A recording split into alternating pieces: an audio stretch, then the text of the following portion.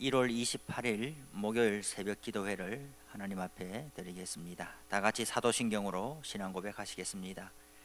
나는 전능하신 아버지 하나님 천지의 창조주를 믿습니다. 나는 그의 유일하신 아들 우리 주 예수 그리스도를 믿습니다.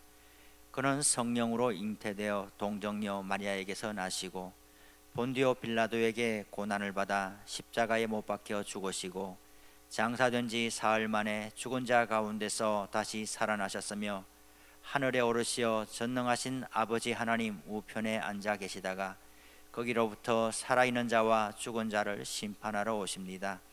나는 성령을 믿으며 거룩한 공교회와 성도의 교제와 죄를 용서받는 것과 몸의 부활과 영생을 믿습니다. 아멘. 다 함께 찬송가 87장을 부르시겠습니다.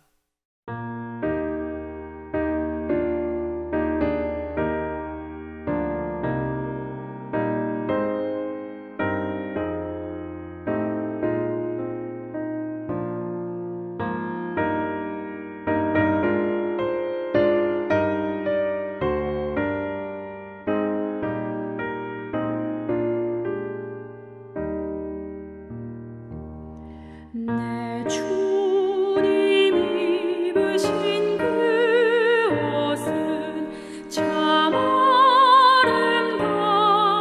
아름다워라. 그 향기 내 맘에 사무쳐 내 기쁨 되도다.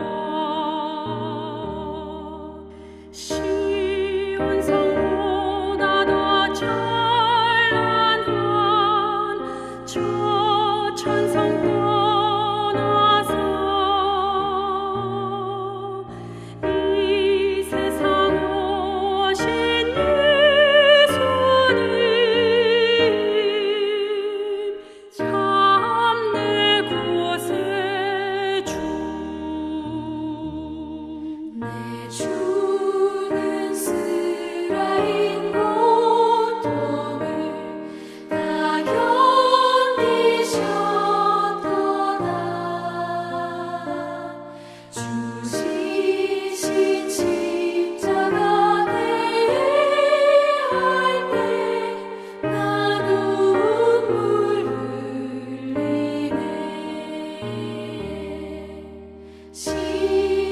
시온성보다 더 찬란한 저 천성 떠나서 이 세상 오신 예수님 참 내 곳의 주. 내 주님 입으신 귀한 옷 나 먼저 보았네. 내 발이 죄악에 빠질 때 주 나를 붙드네. 시온성보다 더 찬란한 저 천성 떠나서 이 세상 오신 예수님 참 내 곳의 주. 내 주님 영광의 옷 입고 문 열어주실 때 나 주님 나라에 들어가 영원히 살겠네. 시온성보다 더 찬란한 저 천성 떠나서 이 세상 오신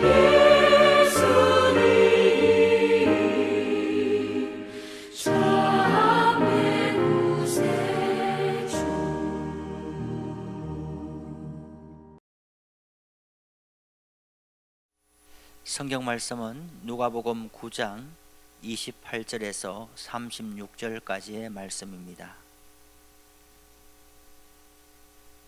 하나님의 말씀을 봉독해 드리겠습니다.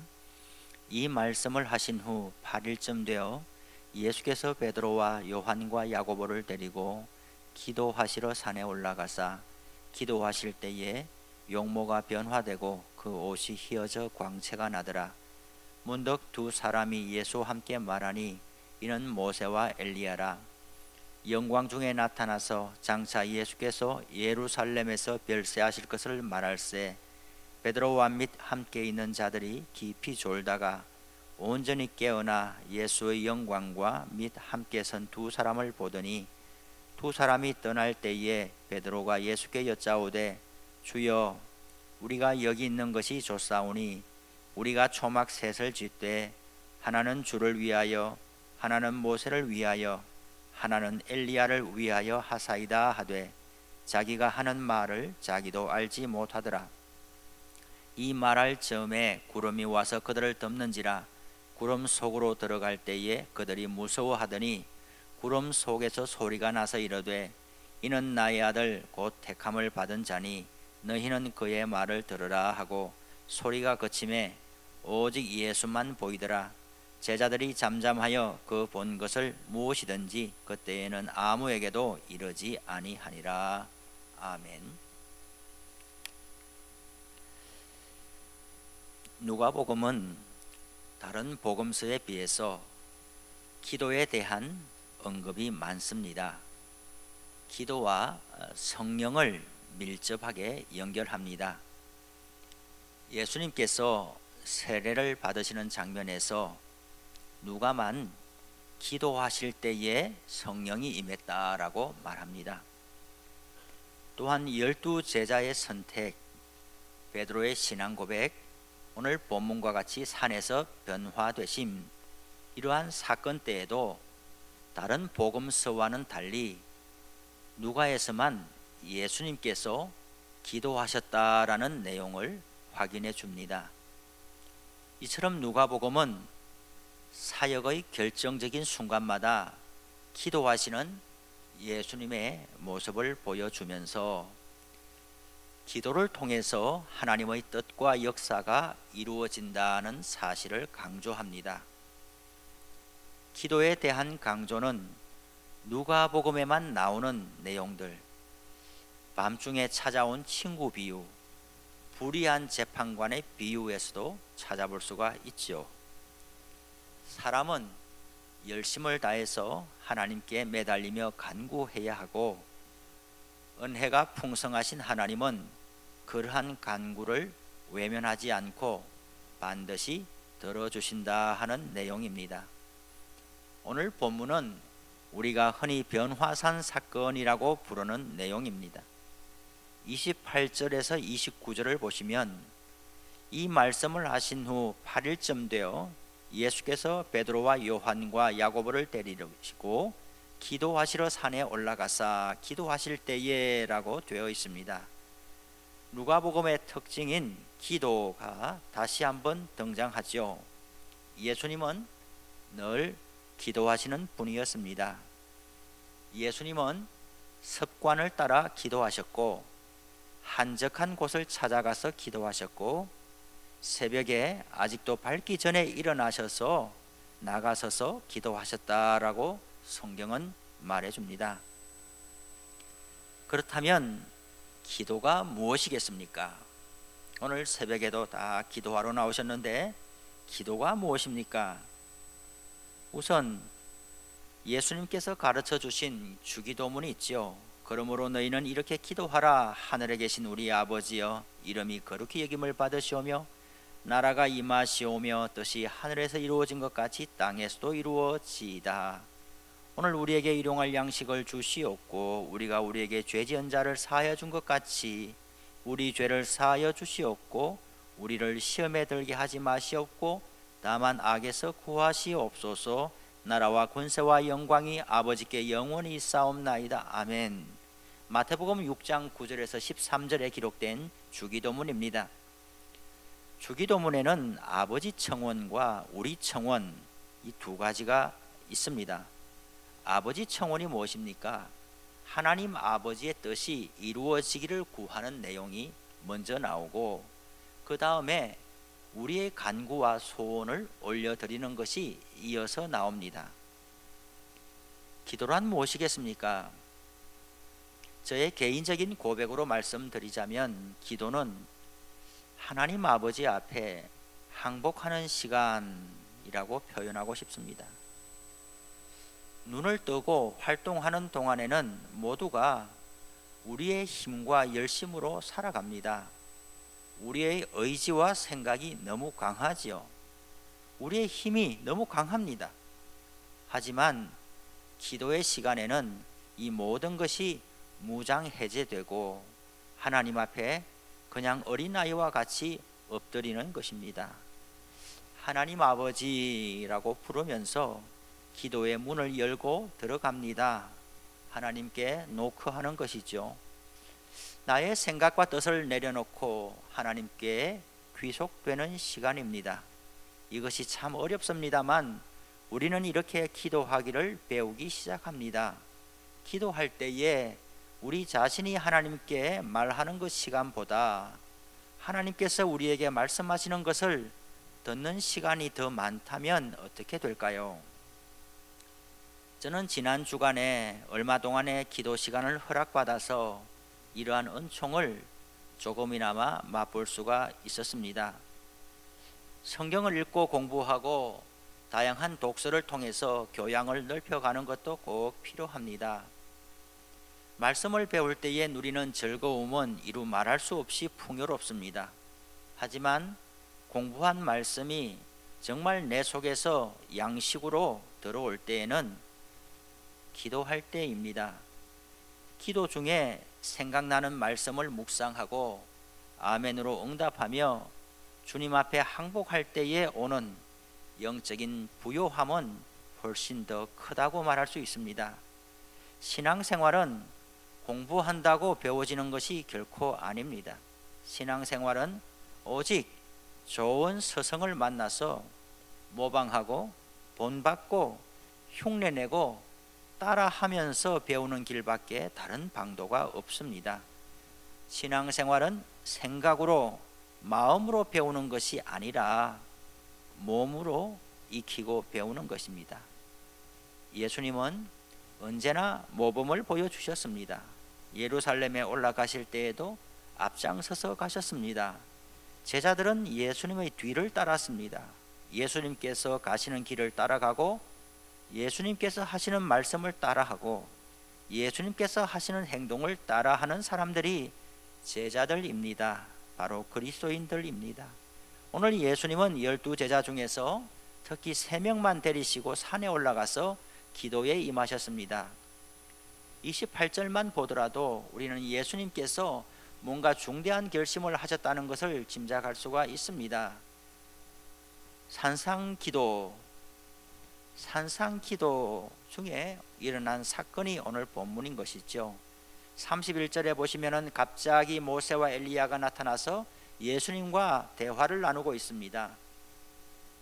두 사람이 영광 중에 나타났다고 했습니다. 이 말은 그들은 더 이상 이 땅의 사람이 아니라 하늘나라에 속한 천상의 존재임을 뜻하는 것이죠. 신명기 34장에 보면 모세가 느보산에 올라가서 120세에 장사되었다라고 했습니다. 오늘까지 그의 무덤을 아는 자가 없느니라고 했지요. 오직 하나님께서 모세의 생명을 거두신 것만 기록하고 있지 보통 사람들처럼 장례를 어떻게 했다든지 이런 기록은 없습니다. 열왕기하 2장에 보시면은 엘리야 선지자가 그의 후계자 엘리사 선지자가 보는 앞에서 회오리 바람으로 하늘로 올라가더라라고 기록했습니다. 아마도 모세와 엘리야의 이러한 최후에 대한 기록 때문에 유대인들은 모세와 엘리야를 하늘에 올라간 사람으로 이해했던 것 같습니다. 두 사람이 예수님과 대화하는 모습은 마치 하늘에서 천상의 존재들이 하늘 회의를 하는 것과 같은 모습으로 생각이 되었던 것이죠. 특히 모세와 엘리야는 종말론적인 선지자의 모형으로 성경은 말하고 있습니다. 무엇입니까? 하나님의 뜻에 순종하는 과정을 통해서 자기 백성에 의해서 고난받는 인생을 살았다는 것이죠. 앞으로 올 메시아는 모세와 엘리야의 생애에 반영하는 모습이라는 것이죠.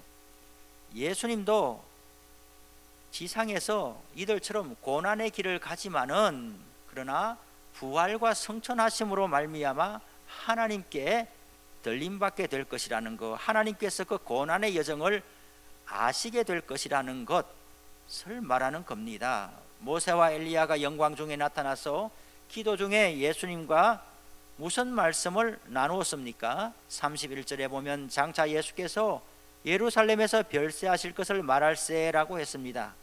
이 별세라는 말은 헬라어로 엑소도스라는 이야기인데 출애굽기도 영어로는 엑소도스라고 하지 않습니까? 이 말은 신약 성경에서 모두 3번밖에 안 나옵니다. 희귀한 단어죠. 히브리서 11장 22절과 베드로후서 1장 15절에 각각 나오는데 그 뜻은 모두가 다 떠나다, 출애굽하다, 세상을 떠나다, 별세하다라는 의미를 갖고 있습니다. 오늘 본문을 기록한 다른 복음서의 병행 본문에는 이 별세란 말이 나오지를 않아요. 동일한 변화산 사건을 기록하고 있는데 오직 누가복음에서 누가만 이 엑소도스 별세라는 단어를 지목하여 사용하고 있습니다. 그것은 특별한 의도가 있다라고 볼 수가 있습니다. 구약에서 출애굽은 무엇입니까? 하나님의 백성이 해방된 사건입니다. 출애굽을 통해서 이스라엘이 구원을 경험했듯이 사람들은 예수님의 죽음과 부활을 통해서 구원을 얻게 된다는 것입니다. 예수님은 하나님의 구원 계획을 성취하기 위해서 예루살렘으로 올라갑니다.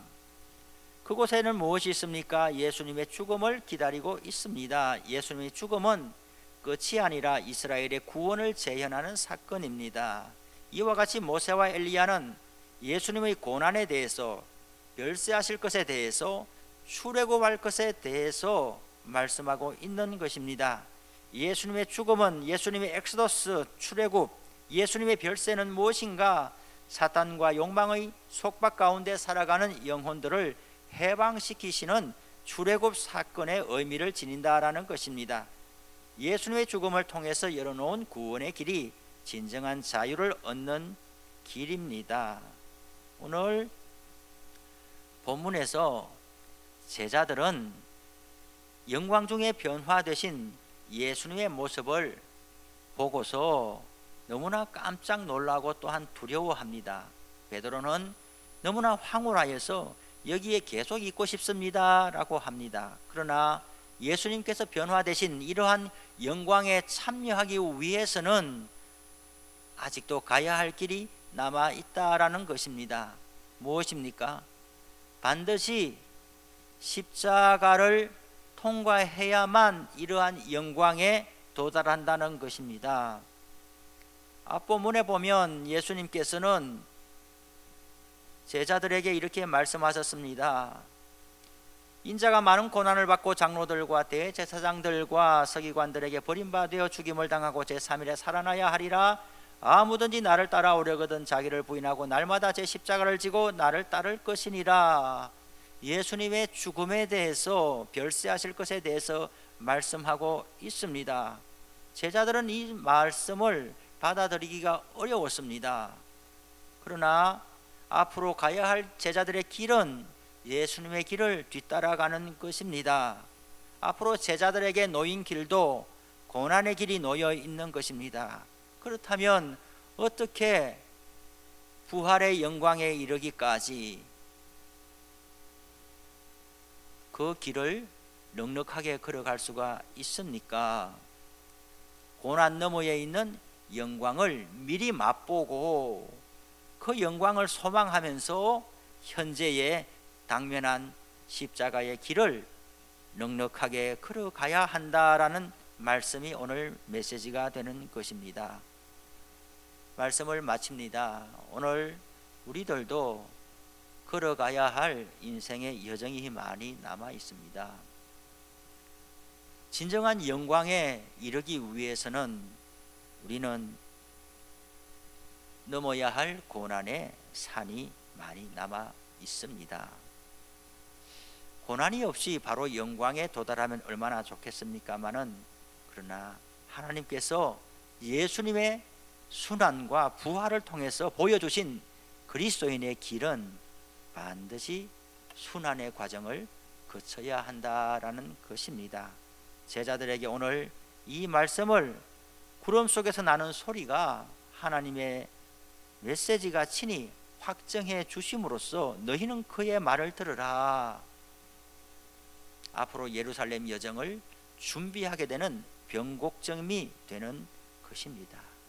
오늘 우리들도 기도의 시간에, 예배의 시간에 은혜 많이 받으시고 하나님의 영광을 완전하지는 않지만은 미리 조금 맛보시고, 그리고 예배당을 떠나서 하루 살아가는 우리의 일상의 삶의 현실에서는 넉넉하게 살아낼 수 있기를 바랍니다.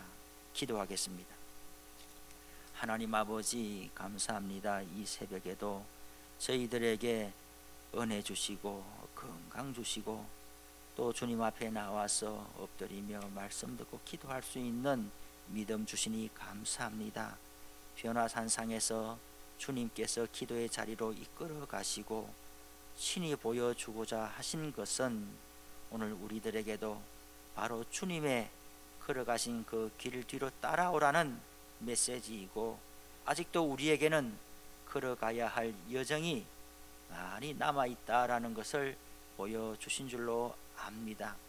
우리 각자에게 남겨진 힘겨운 삶의 여정들도 그 이후에 주님께서 예비하신 기쁨과 영광의 자리에 들어갈 수 있기를 소망하면서 오늘도 잘 살아낼 수 있도록 도와주시고 힘주시기를 원합니다. 누구도 이 여정 가운데 낙오하지 않게 하시고 믿음 떨어지지 않게 지켜주시옵소서. 예수님의 이름으로 기도드립니다. 아멘. 하늘에 계신 우리 아버지, 아버지의 이름을 거룩하게 하시며 아버지의 나라가 오게 하시며 아버지의 뜻이 하늘에서와 같이 땅에서도 이루어지게 하소서. 오늘 우리에게 일용할 양식을 주시고 우리가 우리에게 잘못한 사람을 용서하여 준 것 같이 우리 죄를 용서하여 주시고 우리를 시험에 빠지지 않게 하시고 악에서 구하소서. 나라와 권능과 영광이 영원히 아버지의 것입니다. 아멘. 각자 기도의 자리로 나아가시기 바랍니다.